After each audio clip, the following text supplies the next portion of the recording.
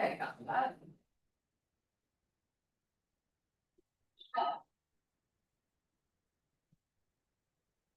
Okay.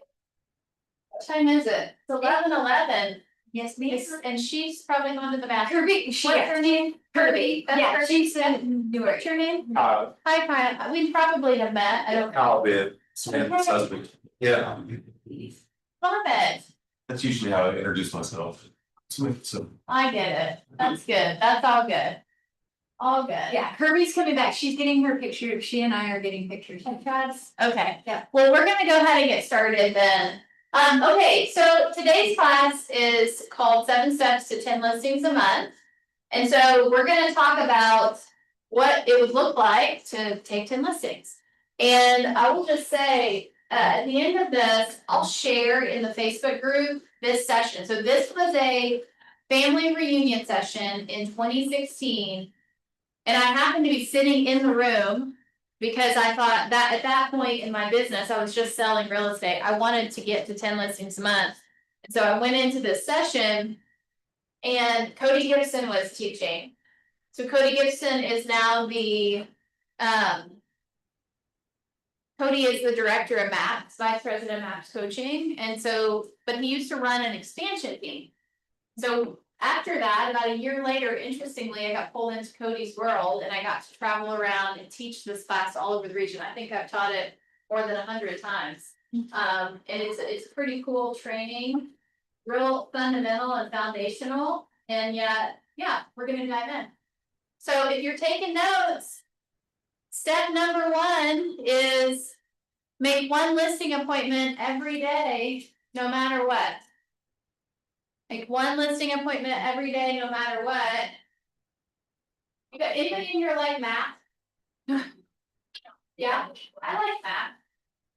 Let's map that. I want to map that so you guys can see financially what that would mean for you.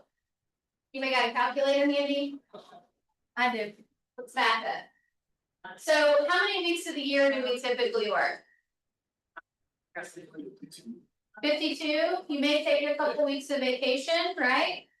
I'd say 48, did somebody say 48? I think 48 is fair, you got holidays and all that good stuff. And then in a regular work week, we have 5 days, okay? So what's 48 times 5 days? 240. 240. 240 listing appointments, right? Because the goal is to set an appointment every day. Now, when you guys, how many of you guys have done an economic model in your business where you calculate out conversions? Not yet? I think we started on last week in the season MRE. Yeah, probably. Because the economic model is the first model that we have for you. Maybe they can party. That one doesn't. Oh, they fix it? Okay, so let's map this out. Listing appointments to listing sign per MREA is 75%. So what is 240 times 75%? 180. So we would sign 180 listings. That means I've signed a exclusive right to sell, right? Signed agreement. What percentage of listings sell? In the MREA, we teach 75%. I think it's probably a little higher. I'd say like 90%. So somebody map that for me. What's 180 times 90? 162. 162 sold listings. Let's map that further. What's 162 times 7,500, which is GCI, gross commission income? 1,215,000. 1,215,000 in GCI. That's an MREA business. Millionaire real estate agent, gross 1 million. The cool thing about Keller, we can break this down into expenses and everything else, but the reality is you got a cap. If we take out 15,000 for your cap, You got a $1.2 million business. That makes sense? So my question is. Why do we not set an appointment every day? What's the hold up on this? Or what if he did do it every day? What do you guys think? When I say. Make one appointment every day, no matter what, and then I tell you, if you did that, if all you did. Was set an appointment a day. Calculating fallout, calculating properties not selling, you'd make $1 million a year. Could we all agree that? It gets real simple, it's like one thing. How long does it take to set an appointment? 5 minutes. Could take 5 minutes. How long could it take on the high side of that? Couple hours. Couple hours? You guys just heard a girl that farms, like she just mastered that thing, right? Makes more than $1 million a year in her business. So the premise of Justin's our new team leader, his target is to set 3 a day. Every day. Set 3, hold 2. So your team leaders, if you guys don't know, they're just doing what you do on steroids. Right? How long does it take to set 3 appointments? Couple hours. Could be an hour, could be 2 hours, right? Like, we don't really know the time, but that's why it says no matter what. Because the more focused you are and the better you get with your skill, right? It could be shorter, it could take longer. But what I want you guys to understand is the no matter what part. That's a choice. Cody used to say this, well, let's just say, is it possible for any one of us to set an appointment a day? Do you guys believe anybody could set an appointment a day? I do. What Cody used to say is every one of us can do this, yet each of us also brings our own level of desire and motivation. And that is your own thing. Like, we can't control what you bring as far as no matter what. So, I asked you guys how long it would take, and you said it could take 5 minutes. It could take 2 hours. Now, here's the reality. If you adopt this process, and your target is to set 1 appointment every day, and you set one in 5 minutes, can you go home? Could you go home? I think you could. Yeah, if your job in your day is to set 1 appointment, if you set it in 5 minutes, you could go home.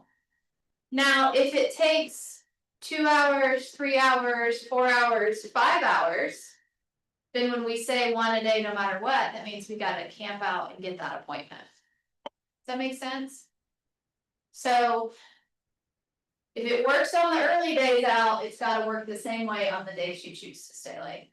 And that's what that sleeping bag represents.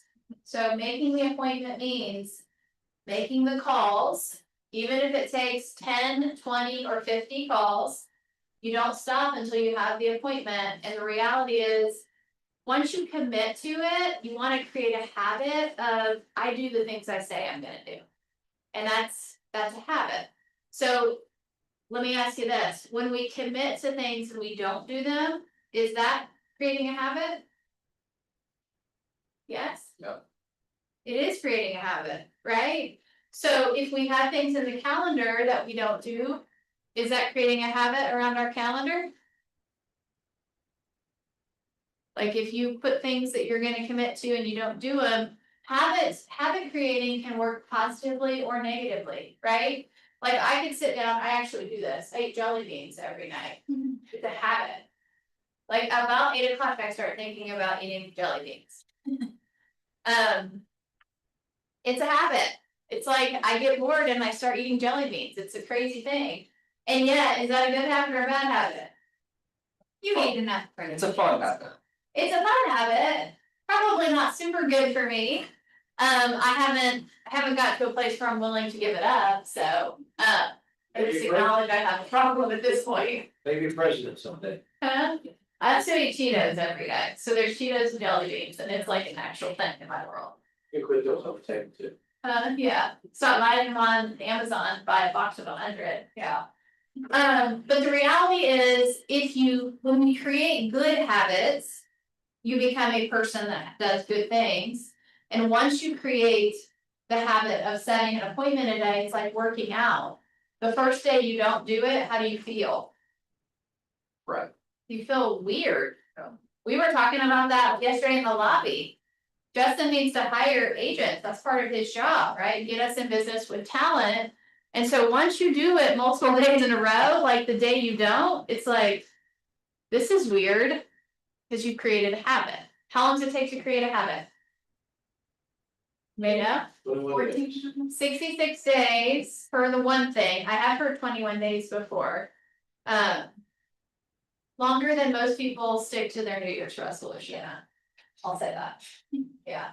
All right, step number 2 in the 7 steps is visit one for sell by owner or expired door each day.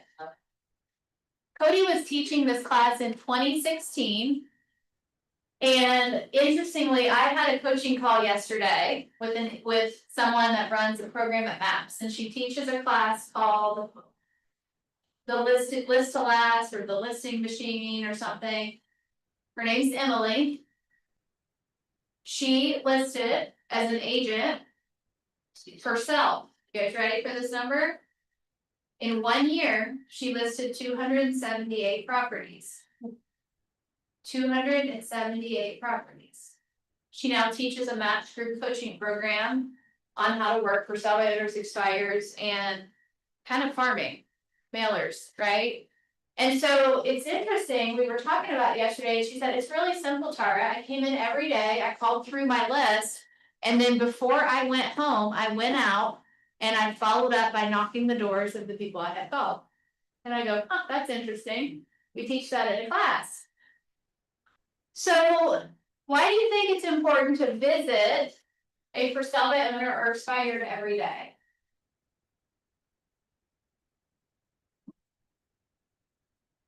Why would we maybe do that? It's a lot more personable in the phone call, Yeah, and they actually see that you're a real person. yeah, I agree with that. I sent expired postcards for like years, never got one. And this is a true story. I door knocked one home in my entire career, unexpired. How do you guys think it went? You got it. I got the listing. So I show up at the property. This is before I was at Keller Williams, so they didn't really teach us prospecting. I created this really nice packet. I wanted to win with expireds. So I go out to this house, it's in Clark County. I knock on the door. This older woman answers, and first she's kind of defensive, like, what do you want? And I said, hey, my name's Tara. I work here at a local real estate company. You have a beautiful home, and I saw that it just expired off the market, so I wanted to bring you some flyers. I didn't have a good script at that time because I had been through both. So I kind of hold out the flyers, and immediately her defense goes down, and she goes, well, that's so sweet of you, Lenny. Why don't you come in and I'll give you a tour? Walked me around the house, sat down at the table. I talked about the comps, marketing her home. And I didn't know how to close because I hadn't been to Bold. So I just said, well, thank you for your time. If you decide you want to list it, I'd love that opportunity. And I left. And about 3 days later, she called the office and said, some little girl came by. I want to sell my house with her. So I went out and listed that property. So you're gonna get 0%. You get nothing if you don't take the shot, right? But you've got a chance if you get out and you get there. And so my question is, when you see this door, and this is an expired or a FSBO, what does your mind say is behind the door? What's behind, like, just imagine you're standing at the door. What's behind the door for you? Scary person. A scary person? Opportunity. An opportunity? I think everybody has their own thing. I would say for me, it was a scary person. And now what I know it is it's my $1 million real estate business, right? So it's whatever you choose. Your first thought is always gonna be your first thought, but you get to decide how to reprogram that thinking into whatever opportunity you want. Now, I did door knock another house. This is interesting. I'll share it real quick. I was working for sell by owners. So the year that I got really hyper focused on this, I went to Bold. I made the calls and I listed 48 houses in 6 months. Then I went into coaching full time, so I didn't even finish that year. But I followed these strategies, and one afternoon I had set a for sell by owner appointment with the seller out in Frankfurt. So I drive out and I'm in the neighborhood and I pull up to the house and I knock on the door and I say, hey, my name's Tara, I'm here for our 3 o'clock appointment. And they go, oh, I think you have the wrong property. There was no sign in the yard. And I was like, that's weird. And I go, okay, let me just double check. So I pull up my phone and I'm like, I'm supposed to be at 123 Main Street. Is that where I'm at? And she goes, no, this is 321 Main Street. So I had like transposed 2 of the numbers. And I'm like, oh my gosh, I'm sorry. I'm a real estate agent. I have an appointment with a for sale by owner. And she goes, you're a real estate agent? That's crazy. I'm actually renting this house and we're looking for something to purchase. So I door knocked the wrong day home. And what was behind the door? An opportunity. It's just a numbers game, and behind every door is potential opportunity, right? All right, so why do we call for sale by owners that expires? So for sale by owners have one hand in the air, basically saying, I want to sell my house. A lot of times they're not using an agent because they have either a past experience or a misperception of what the agents do to provide value. Though if you guys are watching the NAR numbers, you know that in 2024, for sale by owners sold homes was 6%. It's the lowest ever in the history of the real estate industry. So if you bump into somebody that's like, I'm gonna sell my home myself, you should actually look shocked and appalled. You're going to sell your home yourself. Do you realize that less than 6% of sellers sell for sale by owner? And it's a historical all-time low. You absolutely are leaving money on the table if you choose not to list it with an agent. But anyway, for sale by owners have one hand in the air that says, I want to sell. And expired listings, they're my favorite. They have a hand in the air saying, I want to sell, and I actually will use a real estate agent to do it. That's a listing that another agent has put on the market and has unsuccessfully sold. Right? So both of these are kind of like cherry picking opportunity. You just got to be the one in the door first and have that conversation. So, you know what Cody always said was just show up, be in the way for good things to happen. But we can't have good things happen if we're not in the flow of that activity. Right? So the eraser, you guys started working on your economic model. Another model that we teach and use is the 411. You guys aware of 411? So what are your annual goals, your monthly goals, and your focus each week? And so if our goal is to set an appointment every single day, and let's just say life shows up. Anybody here have kiddos? That's called life showing up, right? Like you have great intentions, you're planning to come into the office, set your appointment, and somebody is really sick and we got to go to the doctor. That's life. It happens. And so the eraser represents, if you erase, you must replace. And so what that means is if life shows up and I don't get my appointment on Tuesday, what needs to happen on Wednesday? You got to have 2 appointments. Right? Because the goal is that by Friday, you've set how many appointments? 5. In my sales business, when I was selling, I had a max coach and we had an agreement. If I don't get my appointments by Friday, Saturday morning, I got to set appointments. How fun do y'all think that was? How many times do you think I had to do that? Not very many. Because the first Saturday I had to get up and set appointments and my family was outside playing in the yard or whatever. That wasn't a fun day for me. So being intentional and focused in your week is gonna allow you to have the time off you need to be off. Right, so if you arrange, you must replace. Otherwise, we just start creating gaps. So let's do, can we map that out? Let's do this math again. What's 48 times 4 days? Meaning I miss an appointment every week. 192. 192 times 75%. Yeah. Times 0.75. 144. 144 times 0.90. 130. 130 times 7,500. 975,000. 975,000, can you subtract 975,000 from 1,215,000? 200.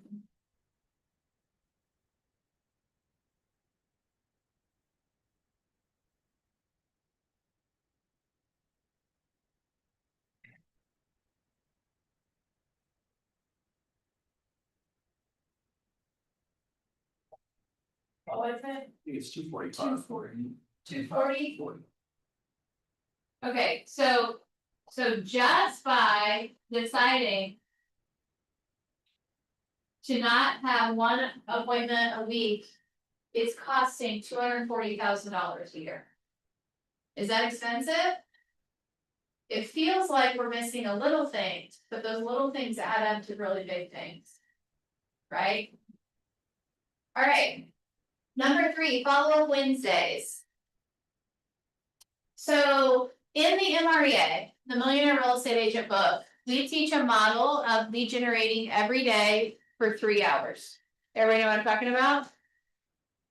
The 3-hour-a-day lead gen model is actually set up for a millionaire real estate agent business. So if you're not yet an MREA, you probably don't need 3 hours a day of lead gen. And in the 3 hours of lead gen, we actually have, does anybody know the actual way the 3 hours of lead gen is set up? Y'all have heard people say you need to lead generate 3 hours a day. That is a misperception. The 3 hours of lead gen, if you get into your MREA and you read this, it's actually 30 minutes of prep, 2 hours of lead gen, and 30 minutes of follow-up and logging things. That's a millionaire real estate agent. Okay, so what I found, I'll say what I found first. What I found in my business was when I came in and I committed to lead generating every day, whether it was an hour or 2 hours, I almost always reverted to calling people I knew. It almost always became follow-up. Anybody know why? Huh? It's more comfortable. Like, it's easier, you gotta get a little bit uncomfortable to call people you don't know. So I would go in and I'd be like, I need to generate a new listing, but I would just keep calling the same people for follow-up. So Cody taught a model, which I think was really good, and I used it. We generated Monday, Tuesday, Thursday, and Friday. And then on Wednesdays, we did follow-up, and this was a 2-hour block. So what that allowed me to do was essentially stay in a lane on specific days and not meld lead generation and lead follow-up together. The other great thing about Wednesday follow-up was I could literally talk to anybody anywhere, whether it was an open house, a lead from the internet, or anything, and I could say, hey, is it okay if I follow up with you? Yes. If it's all right, I'll just check in with you next Wednesday. Every follow-up script was I'll check in with you next Wednesday. And I kept a list of follow-ups in my calendar, so when I get to that time block, I would just call the follow-ups. And then on the other days, I had to generate new business. Does that make sense? So follow-up Wednesdays, You're gonna follow up on old leads, whether they're 3, 6, or 12 weeks past. And use a simple script, just like, hey, just calling to follow up with you. You'll see on the next slide, it's just calling to follow up with you. If you need anything real estate related this week, please give me a call. Or let me know how I can help. And then you're gonna end the call with, I'm gonna follow up with you on when? Wednesday. Wednesday. It's just a little system so that everybody falls into that time block. So there's the simple script. Wanted to call and follow up. If you need anything real estate related this week, please give me a call. Susan Lombardo shared today the vendor list. That has always been, I think, one of the best value-driven strategies for follow-up. Having a preferred vendor list. All right, step number 4 is utilize a buyer listing program to guarantee a seller listing.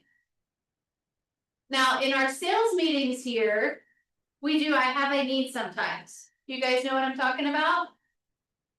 And so if you're an agent and you need business, which is probably all of us, we can generate business by sharing either your buyer needs or someone else's.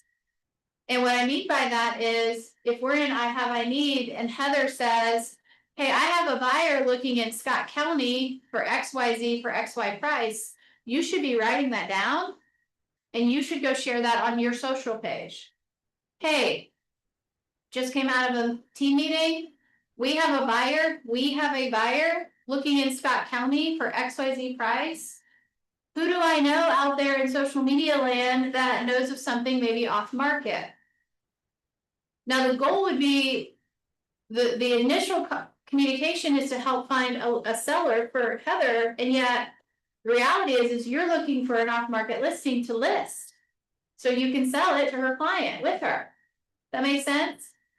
So when you're in rooms of people sharing needs, take notes and start sharing them as if they're your own, so you can attract the other side of that transaction. So you should have a cadence, either weekly or a couple of times a week, where you're doing social posts specifically talking about needs. Okay, so what we taught was, I'm working with Mr. L looking for a home in XYZ area for XYZ price. You'll see on the next slide how to make it a little more memorable and a little more storytelling so people attach to it emotionally. But it needs to be specific. You might find a home for the buyer, but more importantly, what you're telling people is you represent a lot of buyers. Even if it's not your buyer, they don't know that. I represent a lot of buyers in the market. And then be cognizant or aware of the best business to consumer posting times. Do you know what I'm talking about? When are people on social media? Yeah, when this class was written, 1 to 3 on Wednesdays or weekends late morning was the best time to make a post for Facebook. You could chat GPT that or you could Google it, but each platform has their own ideal times for posting traffic and engagement. So here are some examples of this. In this, they are putting actual photos of kind of the type of property they're looking for. If you look here on the right, friends of Facebook, I need your help. I have a client who's been looking for a bungalow in Southeast Portland near Hawthorne, Belmont, or Division for under $500,000. A sweet location is his top priority. Deciding to Houston are a little concerned. Who do you know that's looking to sell in the near future? Message me if you have any leads. They suggested that you unshare it from other real estate agents. So you can pick in your settings who can and cannot see your posts. What might be a reason we would not share it to other real estate agents? I'll say any comments, maybe it's my tagging like somebody below. That's a prospective buyer, right, or seller. Yeah, could be that 5 agents get on and go, look at my property at 123 Main Street, and like, that's great, we already know those exist, they're on the MLS, which means they're on every website. The goal of this is for you to find a listing. that's not on the market, not for someone to get on and advertise stuff we already can see. It's for you to find off-market opportunities. So strategic Facebook posts, that should happen in my mind at a minimum once a week. All you're doing is telling buyers and sellers in the market that you're doing real estate. It's a top of mind awareness thing. All right, step number 5, every seller every week. So when we get a listing, the communication frequency is that we speak to every seller every single week. Yeah. And we're gonna do updates on how their listing's going, feedback updates. We're gonna talk about any upcoming open houses. We're gonna talk through the 14-step marketing plan, also in the MREA. So what is our marketing strategy? What step are we on? What are we gonna do next? And when I hired my first executive assistant, I didn't know what she was supposed to do. So I had a maps coach, hired a maps coach, because my goal was to sell 75 houses that year. And I said, I don't care what it takes, you gotta give me 75. And so she said, okay, number 1, you need to rent an office in the market center. This is a true story. I was a single mom with 4 boys, and I had just invested $1,000 a month for coaching. And the coaching costs more than my house payment. You get me? So I've got this coach, and she said, I want you to go rent an office in the market center. It was $300 a month. I said, I don't know if I can afford that. She said, you can, because we're gonna sell 75 houses this year. You committed to doing the work. I said, I am. So I rented an office in the market center. And then she said, now you're gonna go hire an executive assistant. I'm like, what? How much is that gonna cost me? And we came up with the amount, so that my salary for my assistant was about $2,500 a month. And then I bonused her. But essentially I went from no expenses to almost $3,000 a month. How important do you think it was that I sold real estate? Yeah, I'm not gonna tell y'all to go overextend yourself, but I am going to say, sometimes we need to stretch. Because it puts that layer of pressure on how we show up and perform. So single mom, 4 boys. And now I've got $3,500 a month going out because I believed I could sell 75 houses that year. And so I hired an assistant and I said, never had one of these, what do they do? And my coach told me everything. So she just said, you got an assistant, she's gonna do 3 things. She's gonna manage your database, because we knew I was not taking care of that well. She said she's gonna track your numbers and your social media. And number 3, she's gonna talk to every one of your sellers every week. And that's what she did. And so when I would take a listing, I would go in and say, you're gonna hear from us every single week. Because we're tracking and monitoring the activity on your listing. Because both of us want to sell this and we all wanna get you the best price. And so my assistant would call every Wednesday. She would give them the last week of activity. She would ask if they wanted to host an open house that weekend. We had a program for that. And then we would give them any feedback, any concerns on what we were working on. Why do you think it's important that we talk to every seller every week? Keep them informed of what's going on in their house and here. They're just as nervous as. Yeah. They are nervous.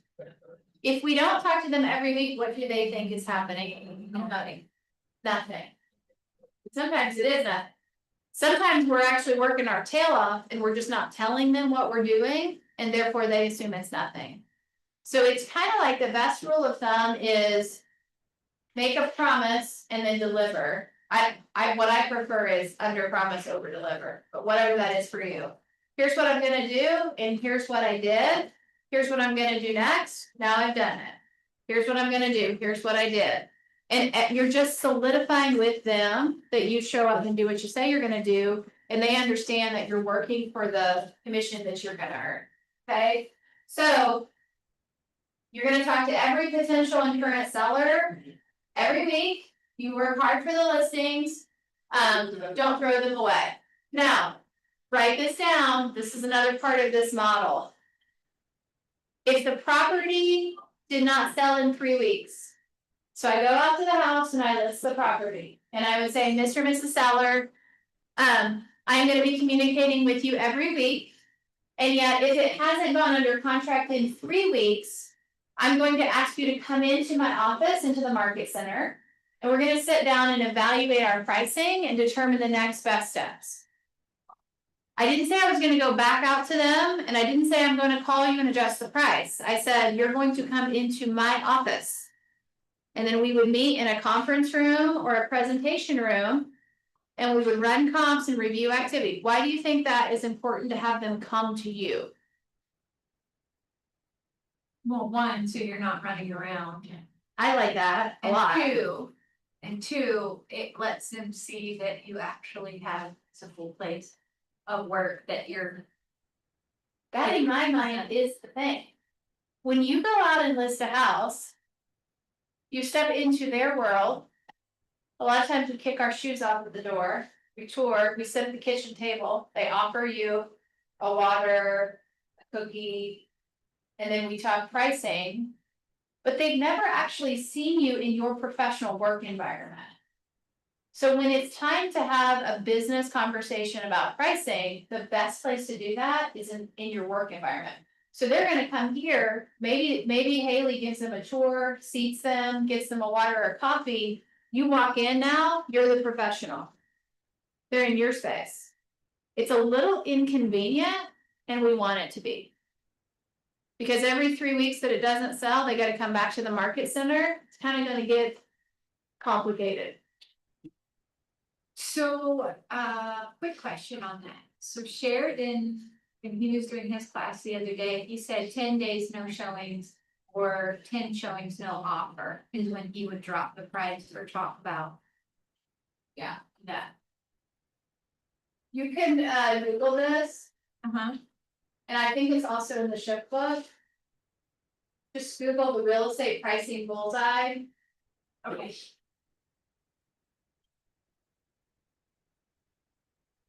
There's a lot of versions of this, but it's essentially this. But yeah, so that's an actual, This it's not is- just Sheridan.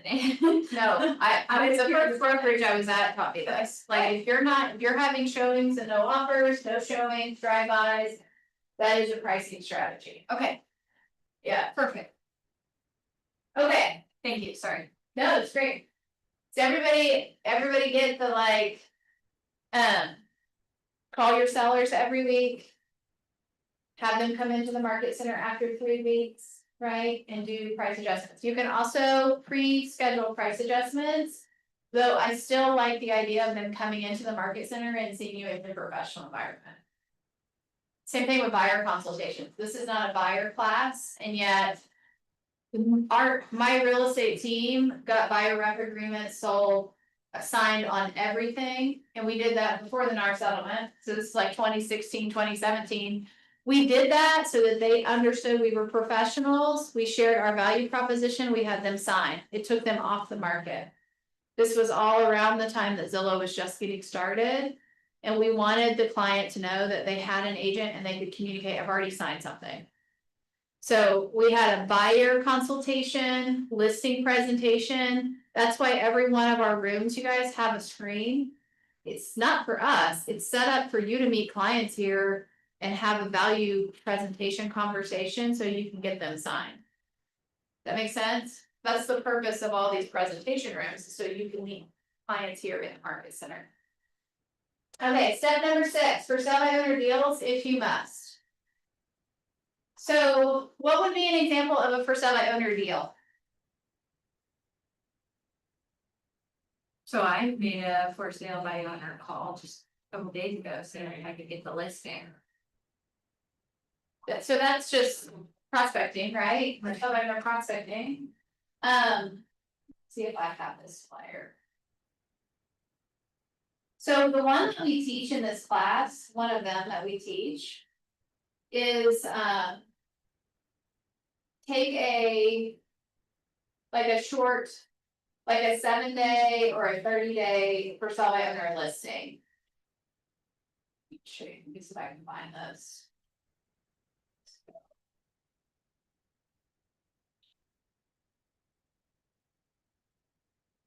I have this somewhere, this flyer.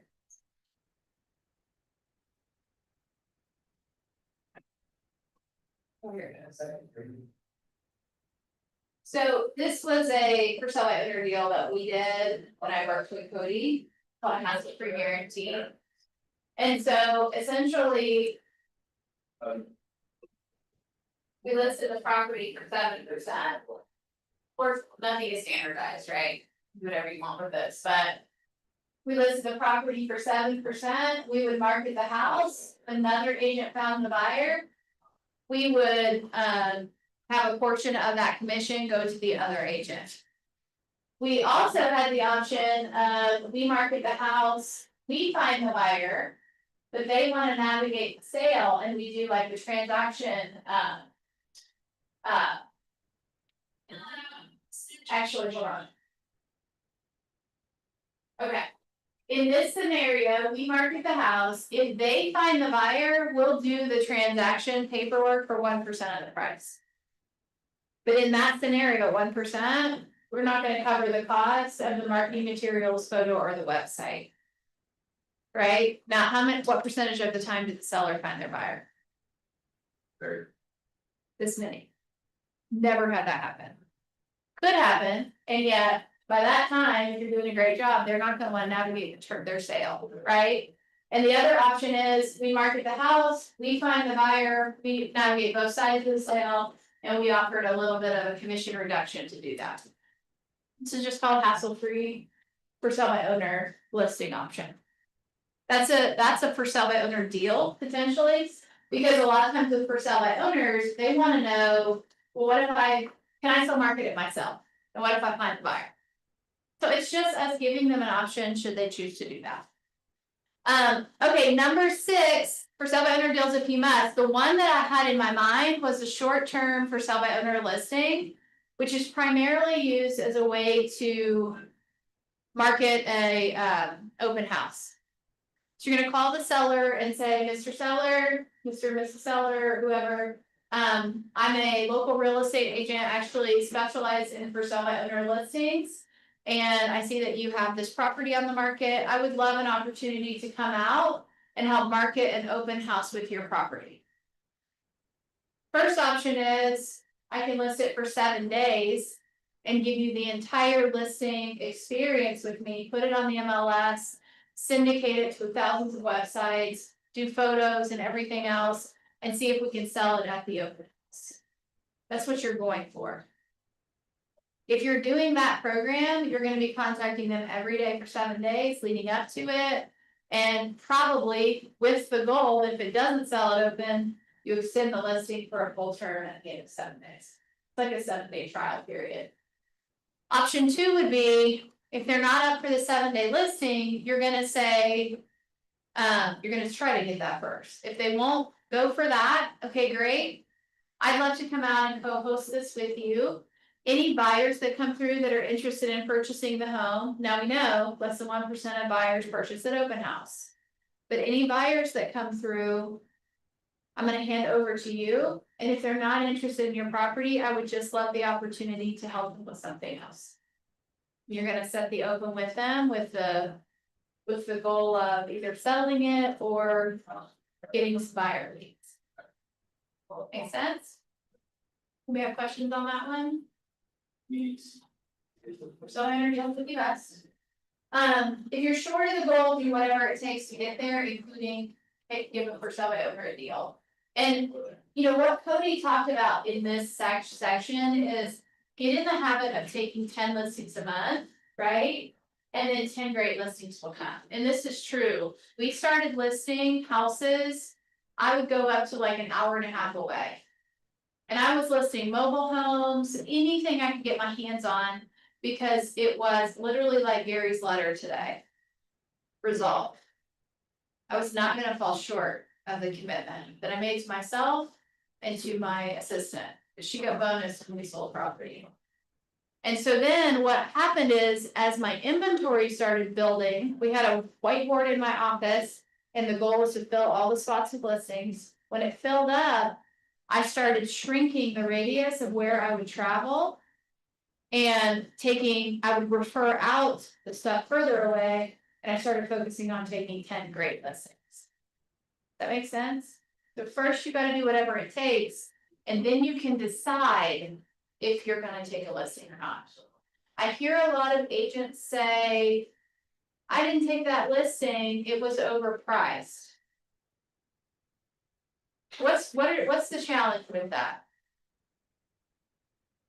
Somebody else will take it, And then what happens like 3 weeks later? and they reduce the price. They reduce the price. So the whole like, I'm not gonna take the listing because it's overpriced mentality. Just means that you have no opportunity to sell that house at all. Where if we consult them and we set up expectations, we take the listing and then we adjust as needed, you have the opportunity to get that sale. So I would just encourage you, if you're not hitting your goals, you're gonna take whatever you have to take to get there. Right? Yeah. Okay. Number 7 is practice the presentation. We've gotta practice our listing presentation. And I want you to think about it this way. If you are a listing agent, how many of you guys are listing agents? All of us, right? If you're a listing agent and you don't have a presentation in place, and you get a call to list a house and you're scrambling around the market center, I see this happen all the time. Scrambling around to piecemeal together a presentation that you've never actually used. So you can run out, and I'm gonna say do surgery on that person. Because what it's like is if you needed to have surgery and you called a doctor and they've never actually performed one. And they show up and say, this is my first time, I made some notes on what I think it should be, but I never actually practiced. But I'm gonna try it on you. That's why I like coaching. Yeah, because here's the thing, the real estate transaction for most people is the single largest financial transaction they'll have in their lifetime. And it's either gonna be a wealth determiner or a wealth deterrent for them. And so when we don't prepare and we don't practice the conversation and know our numbers, we're actually working, in my opinion, outside of our fiduciary duties as a real estate agent. So Cody's recommendation is to practice. He said 35 to 40 minutes a week. And you want to practice with 3 different types of people. You want to practice with people newer than you. Newer meaning they got into business in a shorter period than you did. Why would we maybe want to practice with someone newer than us? Fresh eyes. Huh? Fresh eyes. Fresh eyes. I think also like something we say a lot is if you want to master a skill, teach it. So sometimes when you're the professional teaching someone else, you show up differently. Do you guys agree? The second one is you want to practice with someone better than you. Or in the business longer than you. Why would we maybe do that? Have better skills, they've seen more things. Better skills, they've seen more things, they're gonna probably give you actual objections that a seller may have for you to do some objection handling. The third one is to practice with your coach. And I know you guys have heard me say this. I believe, and actually I've heard this from Gary Keller. There's absolutely no one in any successful endeavor. There's every successful field of business or any endeavor, the most talented people have a coach. So the reality is wherever you are in your real estate career, you should be in coaching. We have productivity coaching or business coaching, that the goal of that is to get you up to cap. Once you cap, you're gonna go right into MAPS coaching. In my 20-year career, MAPS coaching has had the most impactful influence on my real estate business than anything I've ever done. And so there's not really a window of time where you wouldn't be at some level of coaching, right? It's just part, it just needs to be part of your business plan. So, who do we have on the screen? Tom Brady? So here's the thing about Tom Brady. Was he good at football? Yep. Here's what I want you guys to think about. Amateurs practice so they can get it right. They practice just enough where they feel like they have a shot to get something right. But professionals practice until they can't get it wrong. And the best example I have right now is, I'll just use Kelly Wyatt as an example. Kelly's a professional billiards player, right? And she went out to Missouri or somewhere a couple weeks ago, and she was in a tournament. And Bo actually purchased the viewing ticket so we could watch her play. And we were watching her play, and she's playing a girl that's 15 years old. She's number 2 in the United States, and she's in the top like 10 in the world, 15 years old. And, you know, I'm cheering Kelly on, like, you gotta beat her, you gotta beat her. But I watched that girl play. I have goosebumps thinking about this. Cause like, also when you're an achiever, you go study what other achievers do. So I'm not a billiards player, but I learned a heck of a lot watching that girl. And what I saw was a girl that probably has sat on that pool table by herself thousands of times and run the balls all the way around. How many times has she practiced without missing? Where she starts hitting every ball in every pocket. And that's how she plays. Everybody knows if she gets the ball, it's game over. Because she'll run it until she wins the game. That in mind is how a professional plays. So when you guys think of your real estate career, are you showing up as an amateur that's just doing the minimum to maybe hit the shot? Are you showing up like Tom Brady, where you're studying other masters, you're throwing the ball, the ball until it's almost impossible for you to miss? And that's what practicing your presentation looks like. You can actually do the presentation without even thinking about it, which allows you to actively listen to the person in front of you and not be thinking about what you're gonna say. Okay, so we talked about this. When you're giving a presentation, it shouldn't be practice, it's playtime. So here's our review. 4 minutes after, pretty darn close. So number 1, make 1 listing appointment every single day. If we do that, how much money will we make? $1.2 million. Each one of you brings your own level of desire and motivation, but it's your opportunity to make it what you want. 1 appointment every day. Visit 1 for sale by owner or expired listing each day. Number 3 is follow-up Wednesdays. Number 4 is post 1, I have a buyer message every week. Number 5 is speak to every one of your sellers every week. They will love you and they'll refer more business to you. Number 6 is do for sale by owner deals if you must. And number 7 is practice your presentation weekly so that you cannot get it wrong. Helpful? Yes. Let's get like 1 aha from each of you, 1 takeaway, and I'll let y'all out of here. Hopefully I don't go too far. We had a new construction class. You wanna be here for that, so. Missed that class. Yeah, you guys will get a little break and then potty break it back. What's your takeaway, Herbie? Changing my opinion on FISBOs from like a scary person to an opportunity. It's like taking candy from a baby. Right. I think we've been sitting next to each other too much. Talk about movies. Yeah, I was thinking the same thing. Scary people, actually door knocking them. Cause there's a lot of them that I will drive by, get the phone number, call them, they yell and scream at me. I'm like, okay, I did my thing, but I think going in. Do we have access to that flyer that we can? You could search in our Facebook group, but I'll go in there and repost it. Okay, I'm pretty sure. yeah, I would like that because I can customize it to myself. And then, yeah, I'd like to use that, cause I do love door knocking. Yeah, you can door knock. I mean, I've been going down to the business right there in Jasmine County and. if you guys haven't looked at the NAR profile of home buyers and sellers. It has all this for sale by owner stats.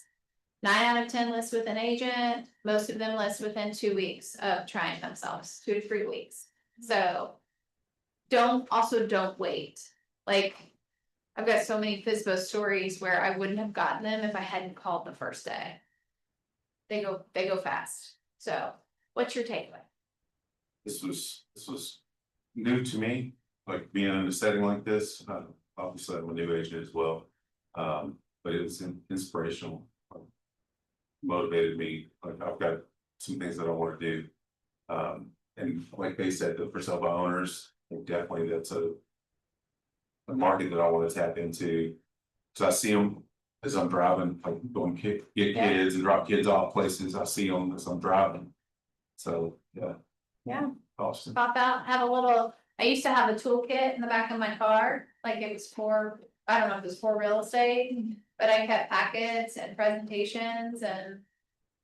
Stuff for open houses, like I can ride in, could swing in and hand somebody a folder and resources anytime. I will say it was pretty funny yesterday, we have lived in our house 4 years. And I got mail. School sent previous owners. A school packet, so I just grabbed my postcard that I've been mailing out and drove over there, cause we've stayed friends on Facebook, With drove them. over and Handed it to 'em. handed it to him, I was like, you guys got mail, and Yeah. I'm gonna give you a postcard. Good, I love that. Alright, what about you guys? Scott, Justin? Mine was the so expired, like for me, I would always be scared with. If I knew the other agent that listed before me, if they were good. But I literally just closed on one this past Friday from a really good agent. They wanted 500,000 for it, but. I asked them during my meeting, I was like, why do you guys not drop the price? They're like, no one ever suggested that we did that. It was on the market for 4 months. We just sold for 465 and they're ecstatic with it, Yeah. so. Just don't have preconceived notions of other agents and what their business looks like. Yeah. Scott? Follow up Wednesday, organize your follow-up, and we're Yeah. diligent. System. More efficient. Yeah. It did help me because if I was running, I could just say, I'll check in with the company today. It was just a standing system. Yeah. Okay, well. Sheridan is up for new construction. Guys to stick around. Sheridan, you had it in the pictures. Yeah, we're luckily, we don't have to have an inspection today, like this is already got a certificate of occupancy, so I'll leave that to the marketing photos. Everybody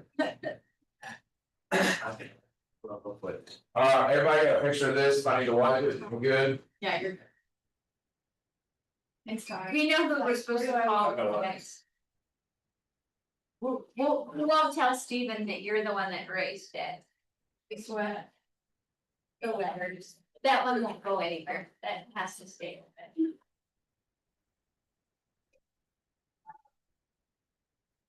We'll stick around. Perfect. I think I saw a couple people that were getting quick coffee or drink. Scott, you gonna sit down? Go tell John he has to come in here. Yeah, he did that. Trust. Marketing. Yeah, Sheridan did one the other day. He did an agent master. Yeah, the agent. That one was pretty good. Well, But he. I wish there were more cool agents. Yeah. Yeah, I know, it's the, And they're like top team. So I think we try legacy and what's in suits like that. And watch for somebody's like, oh, first class. Yay. I think they are in. But I think they're some of the agents in this. Sometimes I want to find something that wants. Now we have those now. That I've got to come to, which one is this? And it's not. It's so.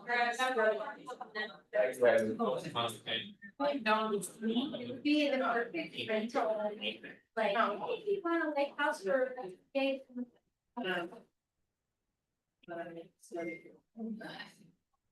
Yeah, and she said she'll. No, right, there, are you guys great? Oh My goodness, come on, man. This. I gotta be on my best behavior now, Donna's here. Oh, do it right. Alright, I'm sure we'll have too much stragglers in, and I'll go ahead and preface today with, typically move fast, so if I need to slow down. Maybe something, just grab me, at a separate time later, but I wanna make sure we cover as much ground as you guys wanna cover.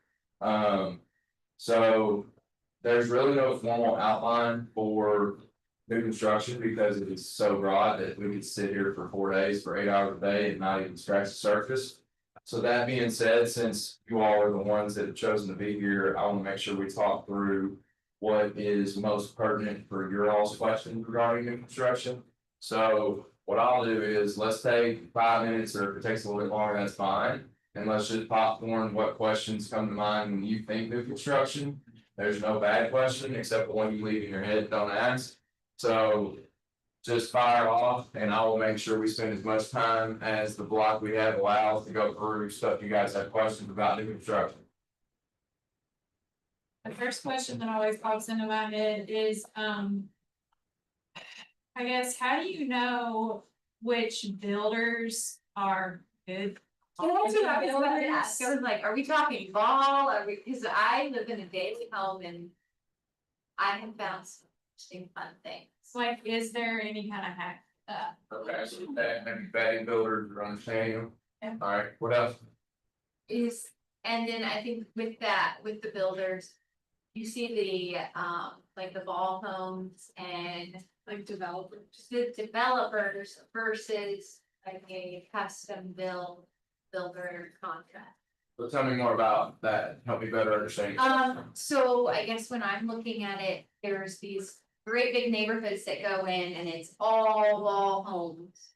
Versus, hey, you buy a lot of land and you find the builder. Okay, so maybe how to navigate that with the question, okay, I'm just trying to make sure I'm on the same Yeah, page. so like, how would you, So like identifying new construction opportunities, is Right. maybe a good way to.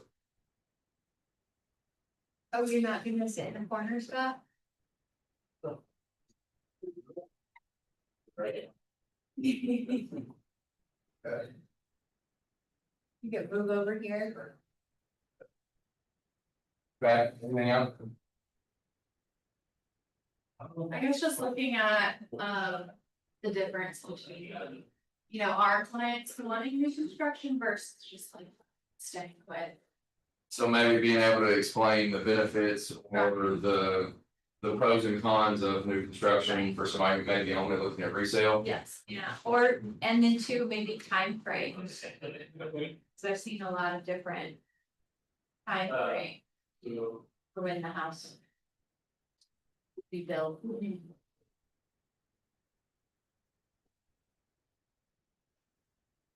Alright, Also coming from you, what's the best path to developing good relationships with builders as a listing agent?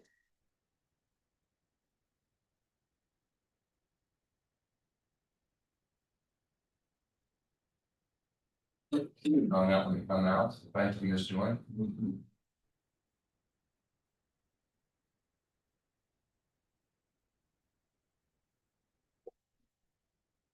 Alright.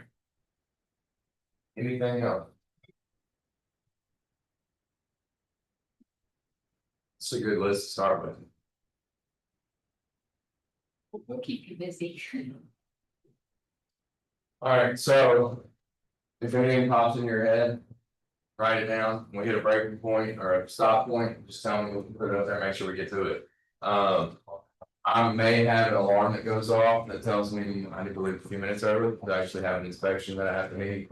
And it was a act of God that I got all these people to agree to meet at the same time, so I'm gonna try to be as punctual as I can. Nevertheless, let's get into it, so I'm gonna go through and kind of try to like chronologically maybe chop through some of these. Cause there's some that are like more overarching, and then there's some that are maybe a little bit more specific.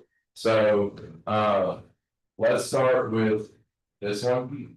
So, I've had a lot of agents ask me, like, am I allowed to call on a builder? So you've probably gotten some of these questions too from your time in the broker seat. It is important to know that when I have properties listed with a builder, it's the same thing as me having a property listed resale. I have an exclusive right to sell that builder's product. So if you want to potentially grow a relationship with that builder, you have to be cognizant of there are still agency boundaries we have to respect and adhere to, right? That doesn't mean that you can't pursue opportunity, you just can't necessarily solicit that builder's listings that are currently listed, okay? So there is a little bit of a gray area there, but you have to show respect and you have to be more strategic and tactful in how you approach that. So what that might look like is you want to get a good relationship with a builder, sell some of their house, right? And don't be the agent that they never want to see again. Shadow their doorstep because you made it an absolute nightmare. I just came from a pre-drywall walkthrough where the agent walked in the door and immediately had an axe to grind. And I can promise you, if she ever wants to have a shot at selling for that builder, she will never get it because of how she behaved in front of the client and the builder and myself. So all that being said, just because the builder has been hired to build for your client, they are still a human being and they still are a potential client, right? So try to think about even if you had negative things that are going on in that transaction, because negative things happen in all transactions. Just because it's new doesn't mean it's perfect. And I'll go ahead and let everybody know, I don't care if it's a $2 million house or a $200,000 house, there is still no perfect house, right? So you have to taper expectations. That does not mean we become a doormat. That does not mean that we accept lesser than quality, and we do have to extend grace because there are still hundreds of people and hundreds of sets of hands that have to touch that in order to get it to completion. There is not going to be a perfect house. I start every new construction appointment with, we build houses, we don't build perfect houses. Because it is important that the client who's getting ready to give me money and basically get married to me for however long of a time frame I've given them, that we have to be on the same page. And there are gonna be things that if you show up on site and look at, you might freak out.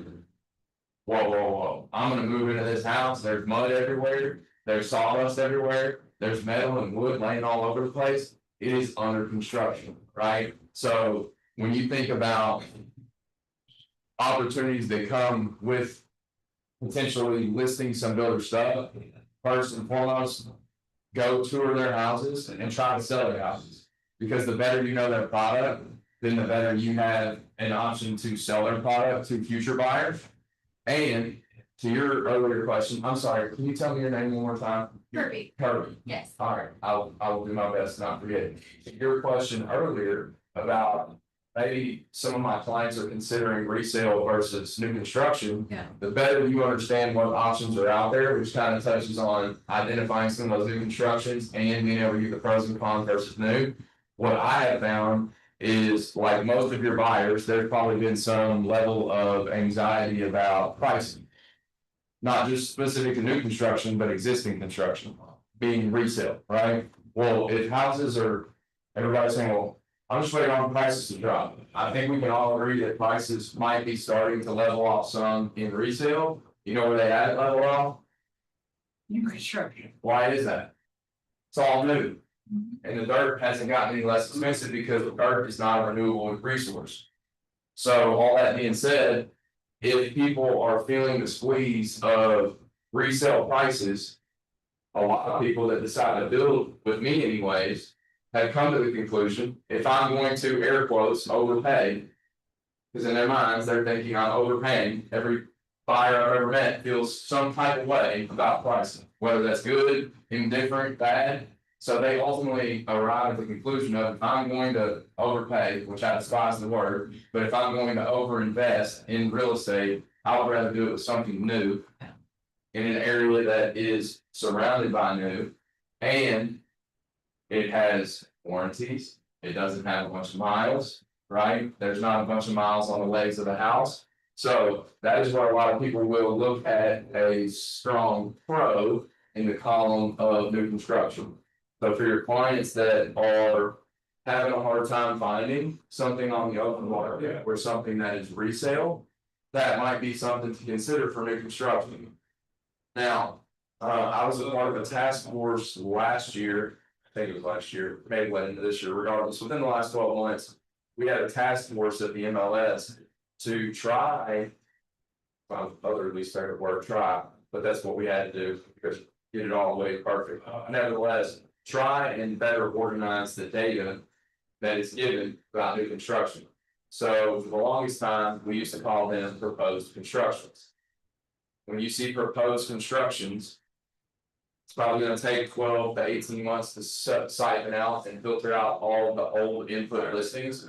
But we shifted that to where when you input a new construction listing, you have to say whether it is to be built, which I think is more clear than proposed construction, because the general consumer would see in one of my neighborhoods, I had 60 lots for sale, 10 of them were sold and under construction, I had 50 proposed construction listings.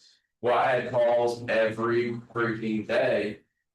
How far out is that from completion? Well, if you go by and look at it, it is a piece of dirt. So it's pretty far out because we don't know what we're building on that yet. So what we try to do at a organizational level is make it easier to understand that there is nothing. There are no improvements on that lot that is, but we have posted a listing for sale on said lot. That is a conversation starter. We can build that house, we don't have to build that house, right? So as a buyer's agent.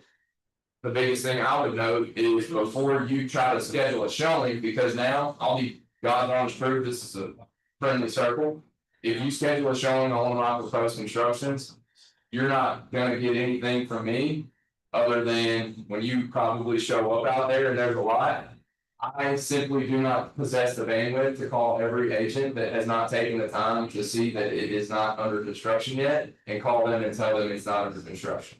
So as a buyer's agent, what I try to have that conversation with after the fact, hey, I understand new construction is kind of this mythical beast. Just do a little bit of research, because on our listings, I can't speak for everybody, we try to put in there in the very, if they read the market, like the first thing it says, there is no construction started on this lot. So the first thing I see when somebody's given a showing is, and they don't know that it is not started, they have not read it. So I'm not oversimplifying this and I'm not being a jerk. The first thing and the best thing you can do as a buyer agent on new construction, read the details. Because when you call that agent, it's gonna make it easier to quickly understand what they have and what they can do. Rather than spending the first few minutes of that phone call answering questions that that listing agent has spent a lot of time already inputting on the MLS. Where at? That might have just been a little bit of a sore spot for me, but I can promise you, most agents who listen to construction get plenty of those phone calls, and it's extremely aggravating to spend all the time. Any of you all who have ever input a listing know there's a lot of input that goes into that. So we try to get as much information, and I think the agents who carry a good amount of those listings also do a pretty good job of making sure there is at least enough resources on there for you to know whether or not there is a house that's been started there or not. Now, the best thing you can do, what most of these agents will appreciate, pick up the phone and call them. Hey, I see that there is a house listed on 123 Easy Street. I see that construction hasn't began. So these might be some good questions for right now just to ask that person. But do you all plan on putting a spec home on that lot? Or is it a build to suit lot? So let's understand the difference. High rates, fewer specs. Because it costs the builder a whole lot more money to go and speculatively build something, which is what spec stands for, it's a speculative build. It costs a whole heck of a lot more money now than it did 4 or 5 years ago, because construction rates are about a point to a point and a half higher than your 30-year rates that your clients get. So a builder doesn't really want to go out and stake $500,000, earning at 8.5% to 9% interest on the chance that you might bring in a buyer. That's not to say that some builders still aren't building specs, but I think those of you who have been around for a little while have probably noticed there are fewer specs for sale than there have been. It's not because they don't want to sell them, it is just not fiscally responsible or being good stewards of their company's money to go out and put bricks and sticks out when simply the market has slightly cooled off. Now, new construction is still moving. We're still selling houses, and the banks who ultimately control the purse strings of which the construction loan's gonna come from have also tightened up and said, hey, Scott, we used to let you do 10 specs at a time, we're gonna give you 4. So it's not because they don't want to, the banks might have told them, we need to slow down and not overexpose ourselves, because those of us that were around during the recession, how many houses sat empty for quite some time? They don't want that to happen again, because the bank does not want to be real estate agents, they don't want to be builders, they want to be bankers, and they want to make money. So all that being said, you need to educate your clients as a buyer's agent to simply go out and if they are considering new construction, cover that in your buyer's consultation and say, how long would you be willing to wait if you could not find what you wanted on the resale market for something to be built? Because most builders who are what I will refer to as tract builders or production builders, or maybe you could even call them spec builders, are going to have some inventory on the ground. It just may be at different various phases of construction. It might not be dry in, it might be almost a drywall, it might be past drywall. So the better you can understand the phases of construction when they tell you like, hey, we rubbed in for mechanicals. Well, that probably means they haven't hung drywall yet, which may mean you, depending on the builder, you may be able to still pick a few things out. That would be another question to ask a builder's agent when you call them, hey, of any of the existing inventory that has been started, is there anything that would still allow for some modifications? Most of your builders do not want to modify. It's not because they are assholes. Let's be clear on that. It's because they're paying 8.5 to 9% interest on the house as it sits. If your client comes in and changes a bunch of stuff, well, has anybody ordered cabinets lately? 8 to 12 weeks. So if you change cabinets, you're waiting 8 to 12 weeks on getting cabinets. Well, who pays for that? Well, also, I can promise you if the builder has half a grain or even a quarter of one, your cabinets that normally would cost $6,000 are gonna cost closer to 75 or 80. It's not because they don't like you. It's because those cabinets are gonna cost more than $6,000 or $7,000 because I have to press pause on the remainder of the construction, but guess who doesn't press pause? My construction. So again, you need to be able to understand the way money works and the way construction loans work, because then you can explain it to your clients as to why, well, Krista, I can go to Home Depot and get those cabinets for $5,500. Sure you can. Is that material? Is that labor? But who's paying for the interest while the house sits there and can't be built for the next month? So again, those are things that I see a lot of agents getting a pinch with their client on because they don't understand the why they get the response they do. They just chop it up, the builders are dicks and they don't work with us, and that's just how builders are. They're gonna build it anyways. That very well may could be the case, and there's always more to that story. So I think the better you can collaborate with that listing agent as to why things cost the way they do. And the other thing that I'll tell you is, you have an extremely low probability of haggling or negotiating with builders. It's not because they're jerks, it's because things cost what they cost. Costs more money to put gas in your car, well, guess what it also costs? More money to put gas in the truck to get some materials to the job site. It costs more money to make the things that construct that house together. So for your buyers that are like, well, that house has been sitting for a while. Well, it's probably been sitting for a while because getting materials on the job site and getting people to show up certainly takes a little bit longer. So I think it's always good to kind of, it's really hard to take your, if you've never done new construction, take your resale hat off for a second and put your new construction hat on. Hat reference for my joke I got played on me earlier. I would say just thinking about all the reasons why things are the way they are. It's not because they're rude people, it's not because they don't want to work with you. It simply is because they still have to make money the same way you still have to make money. So that's kind of touching on a few of those different things. Let's talk about, does everybody feel okay about some of those listing opportunities? Just better understanding how builds work. Because I can promise you, a builder, when they hire you, the reason they hire me, and this is not me bragging, this is just saying facts. They hired me because they didn't have to teach me about how they build houses. They just hired me because I can be a builder or a front person, so they don't have to talk to your customers. Builders run 1,000 miles per hour. They are wired completely different. They are typically not in the best of moods. They're typically overstressed. They're typically over caffeinated and had too much nicotine on the day. And they simply don't want to talk to your clients because your client may ask a really silly question that would be better suited for Krista to answer because Krista knows that. Than them stop there running 1,000,000 miles per hour. Because let's say right now in one of my communities, I have 28 houses coming out of the ground. That's 28 projects at 28 different points of construction. That builder and the project manager can't mentally stop his psychosis for the day to answer a question about quartz versus granite. So therefore they hire an agent, right? And so the better chances you can give yourself to understand how they do what they do, well then that in the builder's mind lessens the likelihood they're gonna have to stop what they're doing and answer questions about what they would assume are known things, which they're not. Like, they didn't learn that. But a lot of these guys have forgotten that they had somebody ahead of them that was like, hey, let's stop and ask me questions so you understand how this house goes together.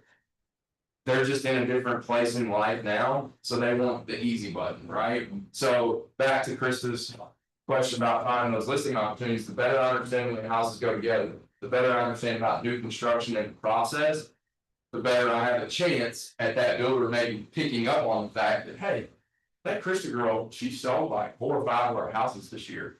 And you know what? Every time we had a walkthrough, her clients weren't over 7 and she had a grip on them. Shit, I might need to call Krista because she understands how we build. We get along. She keeps her clients at bay. And when I say that, guys, I'm not saying that you're like not working for your client. But there are certain things that we all know that our clients will say or do in regular transactions. Where if you had the chance to have a conversation with them before, they probably don't say it the way they say it, or they don't act the way maybe they initially wanted to. Because you can put some parameters and context to the situation before they fly off the rails. Because at the end of the day, we all know the only reason we all have a job, right? Buyers and sellers can't do this by themselves. So therefore, they need a professional to be in the middle and keep them from killing each other. That's the whole reason we have a profession, right? Like that's like boiled down very simply, but that is quite true. Like if builders could sell to buyers, then why would they hire agents? So we do serve a very functional and fiduciary role in that. But there are things that you will have to come to understand as you do some of these new constructions that in just like in resale. Everybody, it's all give and take, right? There's always concessions that have to be made. Most of the time, it's gonna be on the consumer having to augment their version of what reality is, that they're, again, like I said at the very beginning, there is no perfect house. Right? And based on the caliber of builder, the systems they have in place, and the expectations that are outlined up front, that determines the deliverable that your customer gets at the end.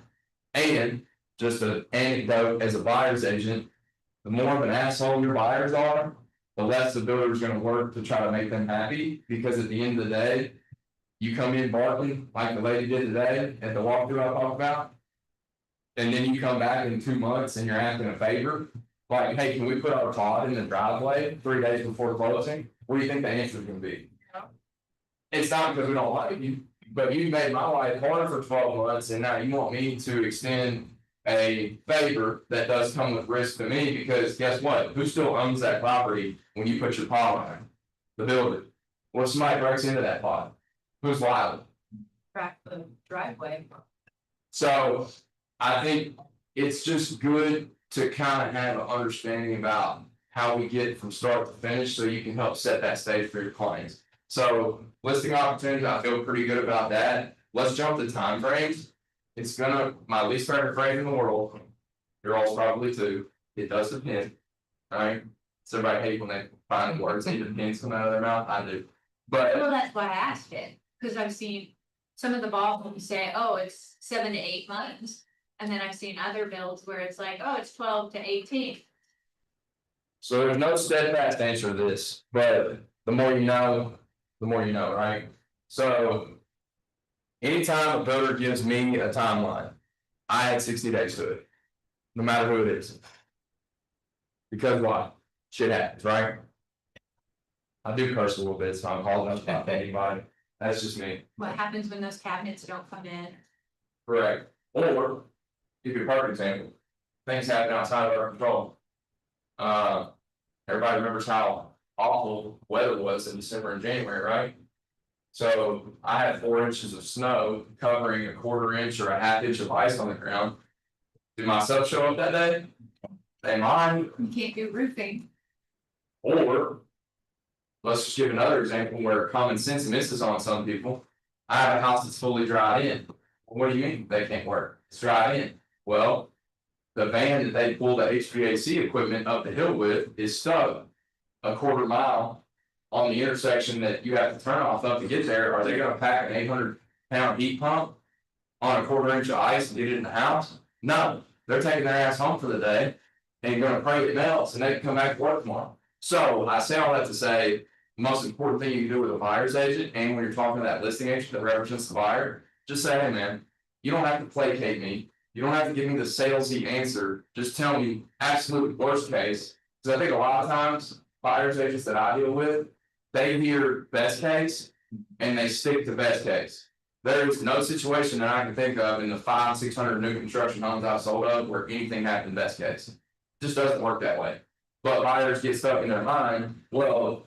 Donna, Sheridan said we're out there 6 to 8 months. They didn't hear 2-8, they heard 6. And they probably burned 6 in their brain, so every conversation we have, you said 6. You forgot the 2-8, right? But. That's where you have to be on good terms with that builder's agent to truly listen to what they're telling you. And my rule of thumb, always add 60 days to whatever they give you, because you're gonna know.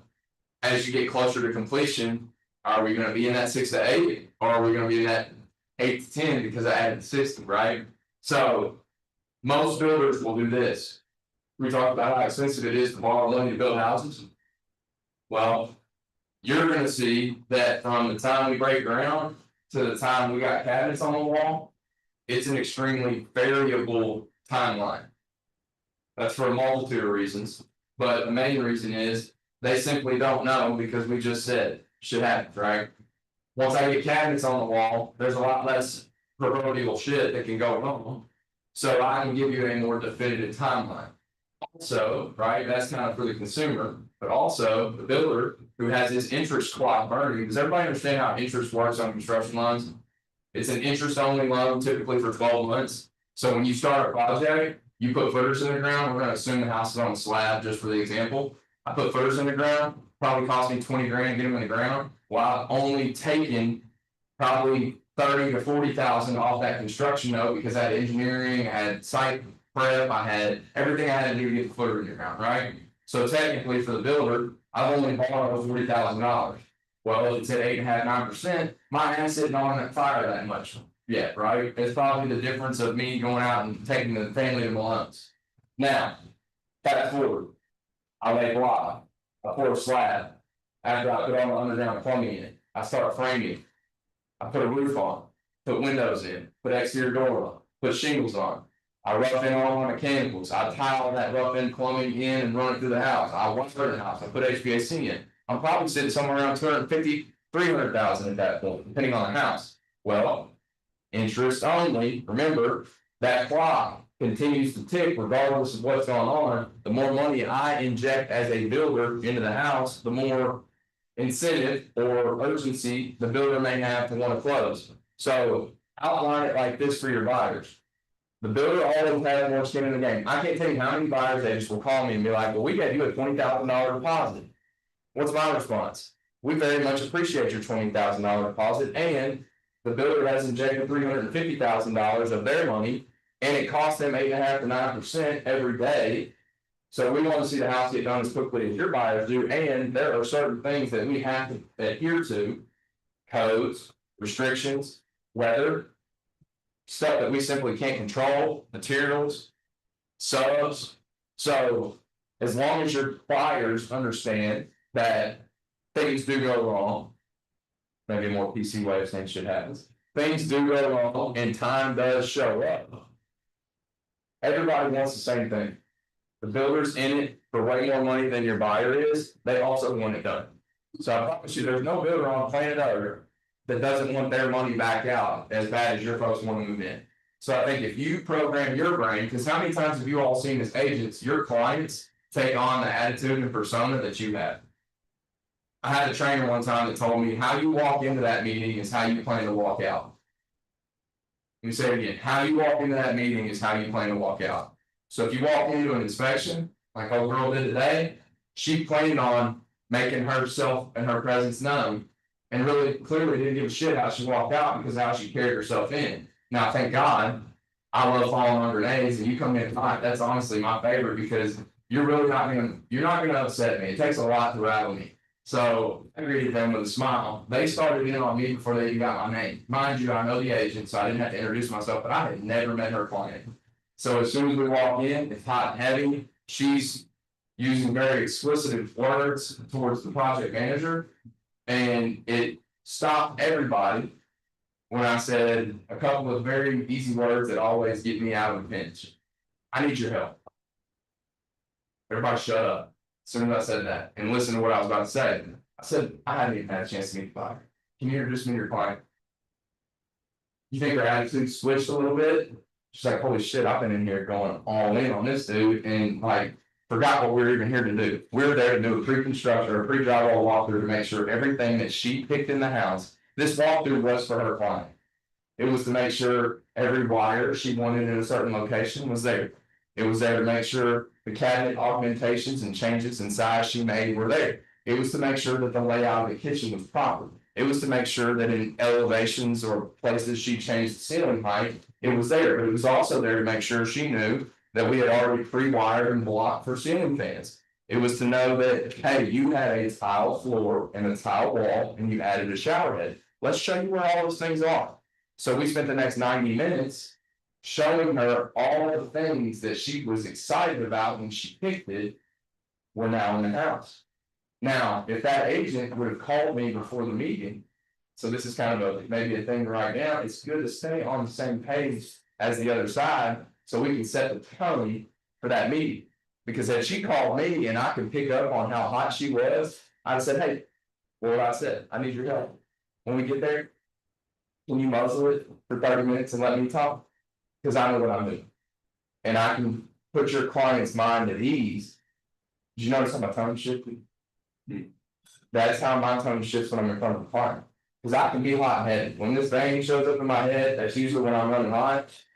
But when I'm in front of an elderly person who is stressed over their house that's 3 months behind, and I'm gonna walk in there and be a dick, what does that get me? And what does it do for her? She's already in an emotional state. She had a tear in the corner of her eye. I'm paying attention to that stuff when I walk in, so I can make sure she knows. And now those walkthroughs normally take 45 minutes. We doubled the length because we knew she had stuff that was on her mind, and we need to make sure when she walked out of there, she had a smile on her face. So you asked earlier about maybe vetting those builders. If you don't have clients to take on those, reach out to somebody who has maybe some of those walkthroughs, or like Paul Holmes is a really bad rep. You'll notice I will never call any builder because I have to sell against those builders all day, every day. It does me no good to shit talk any builder. Every builder is capable of building a home. It just depends on what their systems, their processes, and their people are capable of, on what deliverable they give. So you can't go in, because you guys have to remember, you as an agent, it's the same thing as fair housing. You cannot malice or shit talk builders, because that can be seen as defamation. Do you want to get slapped with a cease and desist because you're out here popping off at Harry's about how shitty some builder is? Because you have a real estate license, you have the same, they're people too, right? So you have to keep that in your mind. I'll tell everybody this, right? If your buyer asks you about new construction, if you get on and look at Google, and I pull up Harry's and Malone's, do I see higher reviews and more reviews than I do of the McDonald's that's on every street corner? Why is that? Scale, right?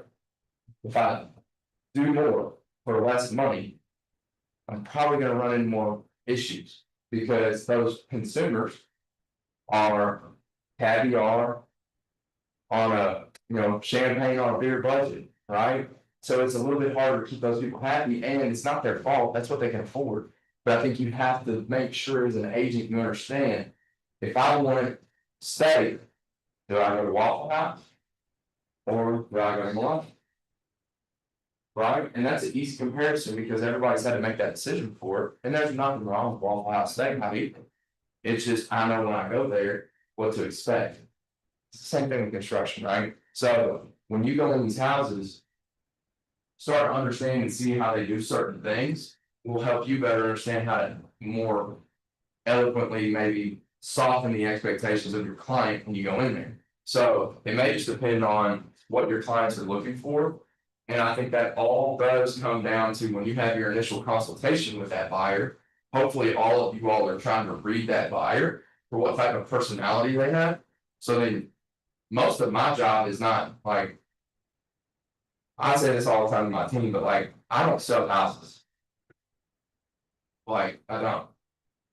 I work with people and I solve problems, and houses get in the way of me in person, and that's just happens to be the end result. I don't sell a house. Houses sell themselves.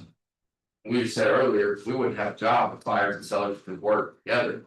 So ultimately, it's not my job to sell a house. It's my job to make sure Krista, she's my client, has as much understanding about what she has asked me to help her do. And then I simply just ask questions and I consult. And make sure she understands when she makes this decision, what happens as a result of that decision. And then I try to help her along the way, stay on the right path. That's it. It's no different in new construction. So a lot of people put new construction out on an island. I don't know it. I don't know how to build. I don't know the difference in a Phillips and a flathead. Doesn't matter. You don't have to. You just have to understand people. Because that's all it is. A builder's a person, a buyer's a person. How do I get both those people to come together and get what they want out of that? And if it doesn't work, then that's okay. I, as an agent, right, as a buyer's agent, I've at least presented them with that opportunity for them to say no. So I would just say never discount new construction as an option, because it can solve a need for clients who maybe have a hard time finding what they want. I think one little anecdote that's popped in, if I'm thinking about pros and cons. I'm at the point in my career now where if I look at 4 or 5 houses with somebody, you're smiling because you know what I'm about to say. I can usually say, hey guys, mind if I just share my opinion real quick? And it's rare that I'll say that, but sometimes I have to, right? It's really my opinion's worth the paper it's written on at the end of the day. But I may pop in and just interject and say, before we go look at any more houses, I might just suggest we might want to consider new construction. Now, why would I say that? Maybe they are a little bit hard to please. They pick apart everything I look at. They want to spend money for exactly what they want, not what somebody else has chosen. So just know that can be a place at which you can interject that into the conversation of, hey guys, we might want to consider new construction. And I usually have a good enough rapport with my client at that point. They know it's not because I want to sell them new construction. It's really because A, selfishly, I don't want to waste any more of my time looking at these houses they're going to crap on for the next 4 hours. B, instead of wasting that time or potentially that experience with that customer of their energy starting to get sucked out of the room because we look at these houses and they're like, I don't think we're going to find a house. Why don't we go look at some new stuff? Because you might be able to make what you want as opposed to try to settle on something that's already out here existing. Does that help answer some of the pros and cons? So identifying new construction opportunities, and that's my 5-minute notice, so I'm gonna move quick. Identify some of those new construction opportunities. When you're driving around, drop a pin. You had mentioned seeing like a development that's starting. It's in our neighborhood. So you drive out, like if I drove through Winchester, I probably see 20 of them. I drive through Georgetown, I see 20 of them. If you have thoughts about what they are, just stop in, drop a pin and do some very easy research. You can pull a PPA and see who owns that. Ours is bald. It's probably separate, right? Sometimes there's a developer, sometimes the builder is also the developer. So the better you just see something that's coming up, you all drive around all the time anyways, right? Showing property. So my people laugh at me all the time, but my clients will now just ask me, it's not because I do new construction, it probably helps because I pay more attention to it, right? It's like when you buy a white car, like you probably see 100 of those white Lexuses you've had forever, right? Because you're driving it every day. Yeah. So it's no different for me. Like when I do new construction, I just happen to notice, oh, that's a new development. Oh, they're putting townhomes there. Oh, we're doing apartments.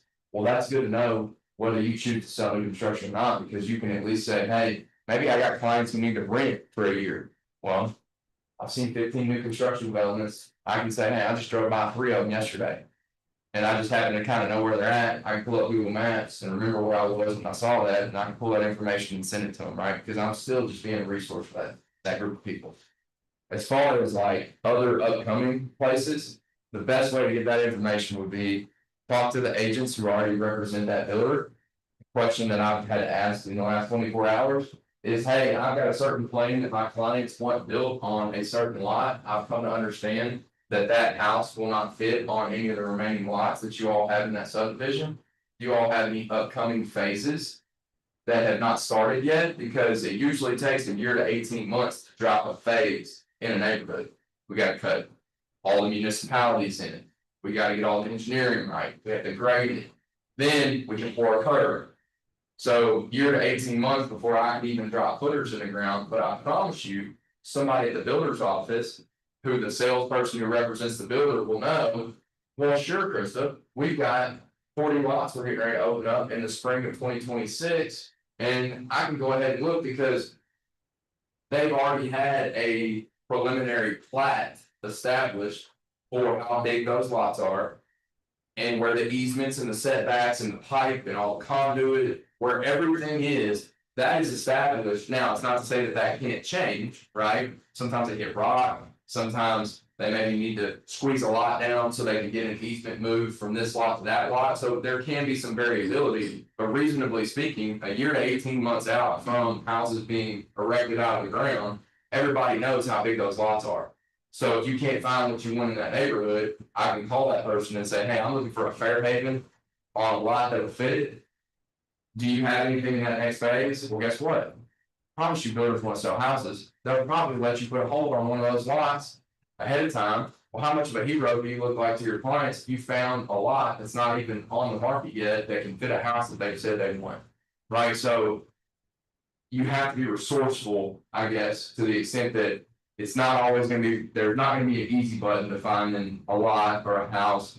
I wish there was. If I had more time in the day, I could build out a website and a platform for the MLS that would do it. I simply just don't possess the time because I have a vision for what it should look like. Nevertheless, you know what works? Pick this baby up, call. Right? So just let me know if you have anything that's coming up that would fit this kind of lot, or if you have any new developments. And could you send me some information on that? Because they're already building out all their marketing plans. They're building out their price ranges for that neighborhood because for the same reason we talked about earlier, how expensive it is to build those houses, builders are extremely impatient. When they get permission to green light and start building, they want all that listed. They want all those plans that they know will fit in that neighborhood. They already have their budgets established. They already know the standard features that can go on those plans, because when they get the green light from the city, guess what? They start spending money and they want to sell stuff to make their money back. So I say all that to say, if you're looking for new construction opportunities, find where stuff is getting ready to go, call those agents and say, I don't have anybody right at this moment, but I've had people ask me about what's coming out there on 27 or whatever road you're looking at. Can you share with me at least the preliminary stuff you have? So if I run across anybody, I can put it in front of them. And when do you guys think you're gonna open up those lots? So then at least, right, it's like the number one thing we talk about on our team is sometimes people don't know what to say to their clients if they're kind of in that purgatory phase of like they've raised their hand, I want to buy something but can't find it. Sometimes you're looking for a reason to reach out. Well, how nice is it? They did a study, I don't know, it's 2 or 3 years ago. They polled all these people. What do you want from your agent as a consumer? You know what the number one answer was? They got the most response? Piece of property. So people try to come up with these big Shakespearean texts and things to send. What can I be witty about and get them to respond? At the end of the day, people don't give a shit. Tell me what I called you originally about property. Send me a house. Even if you know the house isn't a fit. Hey, Kirby, I thought this was a great house. And I know I don't have everything. Can you give me some feedback? Well, that's a whole lot easier than like, hey, Kirby, I just wanted to circle back. I know it's been like 3 months since we talked, and right, so like instead of making it awkward, just send them what they contacted you about originally. Just get to it. Take that same thing into new construction, right? Hey, did you see that neighborhood they're getting ready to start out there? I talked to the agent. It's about 8 months out. I know that's not inside your all's timeline, and if we're able to find a house that maybe was suitable, would you consider getting some more information on that? They may say, no, no, guess what, I really don't care, because I just bridged that gap, because you've maybe started to drift away from me as a client, and I've at least pulled you back in at arm's length, so you know, I hadn't just done what they think most agents do, which is stuff you wanna search and never talk to you again until you text me about a property you found on Zillow, because you didn't even look at my search. So like, how far away have you gotten from me as a client, if I just kind of, you know, like when you throw a safety rack off a boat, like it just floats away, right? That's what happens to your clients when you're not following up with them, they're just like, they're at sea, they're just like buoying out there in the distance. I can pull you back in if I just send you something to think about, so that might be a way for you to engage those people who maybe are further out, you can't find anything that they want. Hey, just give me some feedback on this that I went and found, and if they poo-poo it, great, I really don't care, I still talk to them. And guess what? I have more clients. So it might not be a fit for them, but I've already learned everything I need to learn about that specific subdivision, so I can put it in front of another client, should that come up.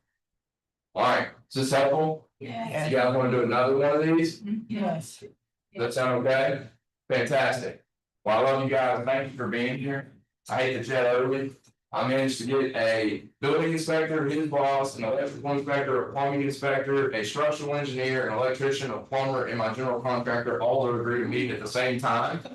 And that is like, Miracle. that is like, the holy grail, you can find a schedule in a 90-minute block, so. Hope everybody has a nice things to say. Well, if they don't. It doesn't matter, they all got there. You were talking about timeframes and like getting the neighborhood together. I was sitting here smiling because the Ball Homes that's going in behind me, they did phase 1, they're getting ready to do phase 2, but they have to move all the dirt that they Oh, built yeah. up. Thank you, Sharon. God forbid, like they had over at Spring Valley. It's They dug up a ancient grave site. Oh, They God. won't be building for 6 years out there. Where's this? Spring Valley Golf Course, Oh, wow. there was unmarked graves, they thought there was 80 of them, they've uncovered 500 bodies. Oh, my God. Oh, no. Yeah, it's old slave grounds, and so they didn't mark it and didn't have record of it, they started digging. And when that happens, you have to bring in like paleontologists, archaeologists, everybody, and like you have to leave the dirt there while they do their extraction, and you have to leave all your equipment on site, so the excavators. They probably had to go buy new equipment because they physically can't move it, because if they were to back it out, they could run over graves. So that can screw up timelines too. Yeah.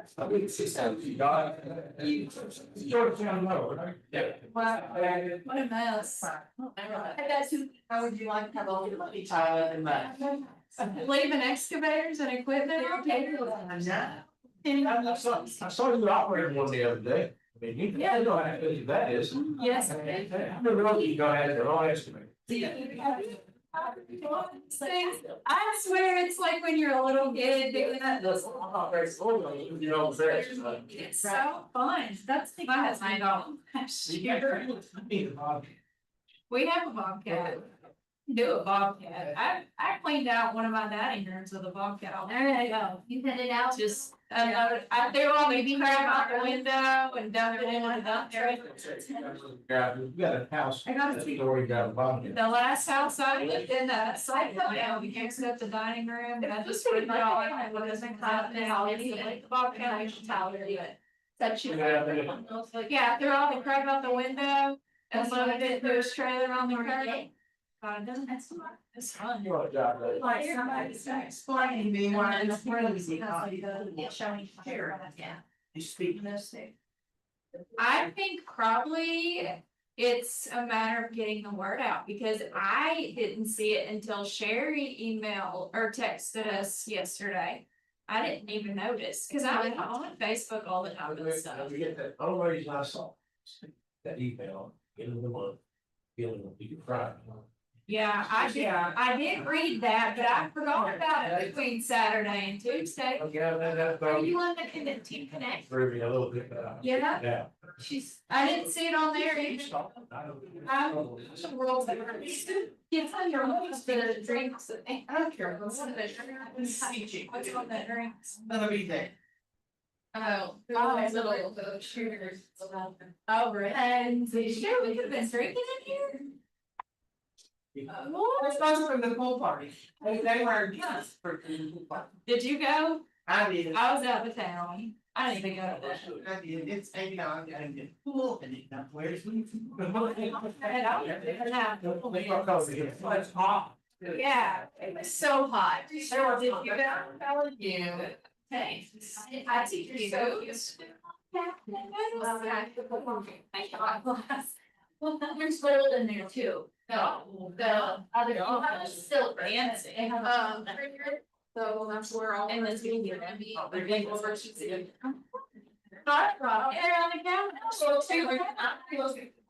Next week, what's next week? I always do look at that. See, I tried to too, and I did, but I forgot. No, not Daniel. That's not an calendar, you need to get on our site and say, hey, and she's like, no calendar when it comes out, you're missing out. No, go live on our Facebook. Preach it, sister. Okay. It doesn't do with your calendar. Yes. To do it though. Because.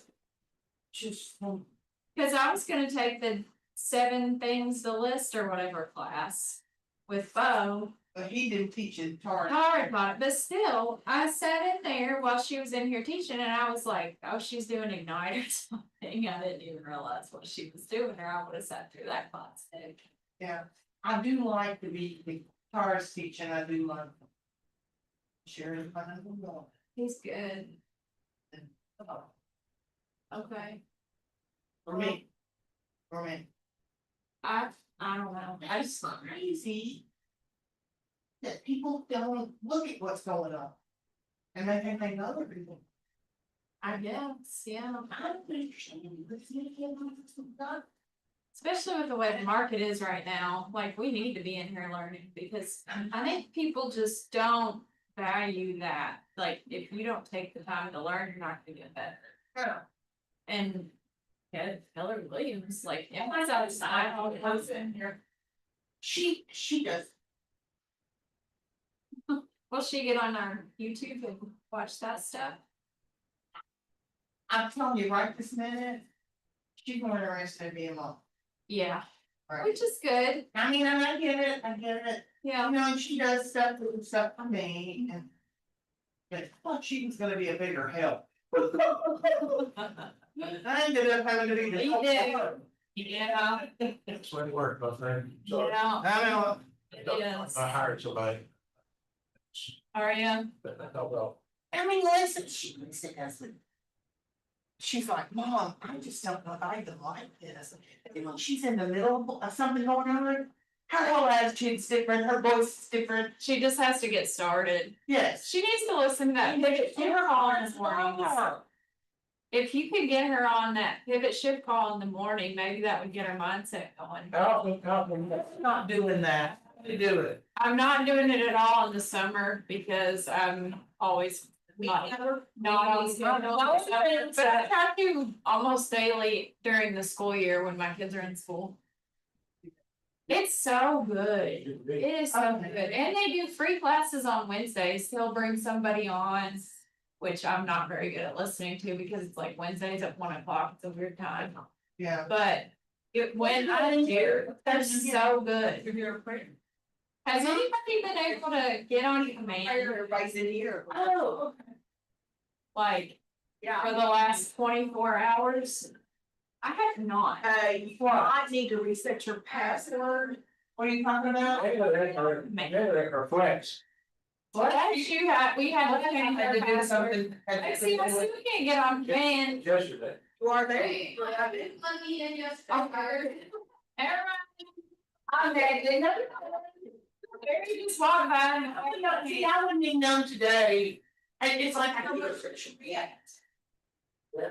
Yeah, I know, I knew. Mine made me reset my password again. And I felt very salty.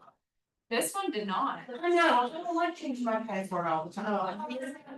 That I got in my head, and I don't have people looking at me because I changed it again. Sheridan? What? We had a new construction. I'm telling you, I don't make the training calendar, I have no idea what's happening. It is a doggone shame that everybody that doesn't show up